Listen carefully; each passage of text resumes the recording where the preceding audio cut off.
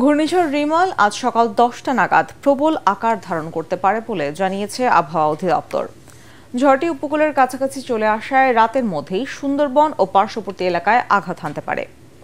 এ সময় বাতাসের গতিবেগ 90 থেকে 120 কিলোমিটার পর্যন্ত ওঠানামা করতে পারে। গতকাল মধ্যরাতে এটি পায়রা সমুদ্র বন্দর থেকে সর্বনিম্ন 300 কিলোমিটার দক্ষিণে অবস্থান করছিল। এটি আরও ঘনীভূত হয়ে উত্তর দিকে অগ্রসর হতে পারে। ঘূর্ণিঝড়টির প্রভাবে দেশের বিভিন্ন জায়গায় ঝড়ো হাওয়া সহ ভারী বৃষ্টিপাত হতে পারে।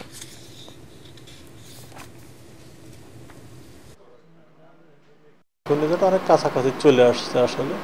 এটা আমরা যে আশঙ্কা করছি এটা প্রবল ঘূর্ণিঝড়ের মধ্যে সীমাবদ্ধ থাকবে, অতি প্রবল হওয়ার আশঙ্কা আপাতত দেখা যাচ্ছে। এটা যেহেতু সুন্দরবনের উপর দিয়ে ওই দিক দিয়ে যাবে উপকূলবর্তী এবং ওয়েস্ট বেঙ্গলটা ওর বাম দিকে থাকে, সেক্ষেত্রে ওই দিকে প্রভাব পড়বে, তবে কম।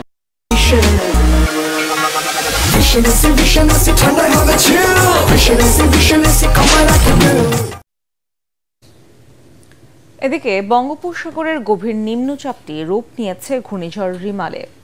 মোংলা ও পায়রা সমুদ্র বন্দরকে 7 নম্বর এবং চট্টগ্রাম ও কক্সবাজার সমুদ্র বন্দরকে 6 নম্বর বিপদ সংকেত দেখাতে বলেছে আবহাওয়া অধিদপ্তর।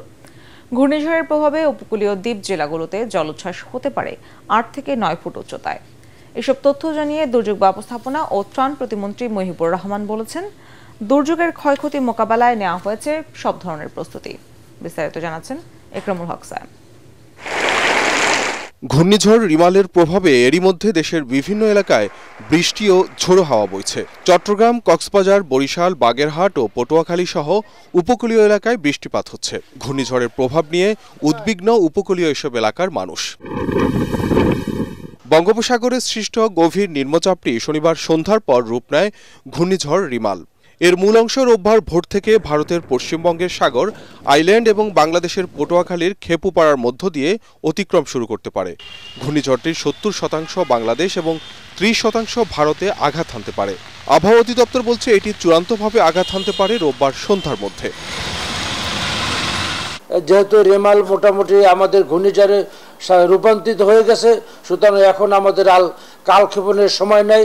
আমরা সমস্ত শক্তি নিয়ে এটা মোকাবেলা করার জন্য আমাদেরকে ঝাঁপিয়ে পড়তে হবে। এটা মহাবিপদ সংক্ষেপে কালকে ভোর নাগাদ দেখা যাওয়ার সম্ভাবনা। তখন আপনার 8 থেকে 10 ফুট জলোচ্ছ্বাসে উপকূল প্লাবিত হওয়ার সমূহ সম্ভাবনা রয়েছে, এবং যদি সেটা জোয়ারের সময় থাকে এবং সেটা আরও বেশি মাত্রায় প্লাবিত হওয়ার সম্ভাবনা রয়েছে। ঘূর্ণিঝড় পরিস্থিতি নিয়ে দফায় দফায় সভা হয় সচিবালয়ে।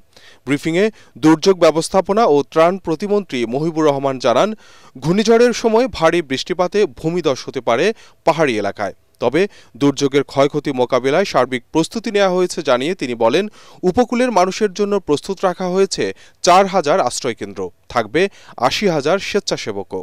এই ঝড়ের সাথে আমাদের প্রচুর বৃষ্টি হওয়ার সম্ভাবনা রয়েছে। প্রায় 24 ঘন্টায় 300 মিলিমিটার বৃষ্টি হওয়ার সম্ভাবনা রয়েছে।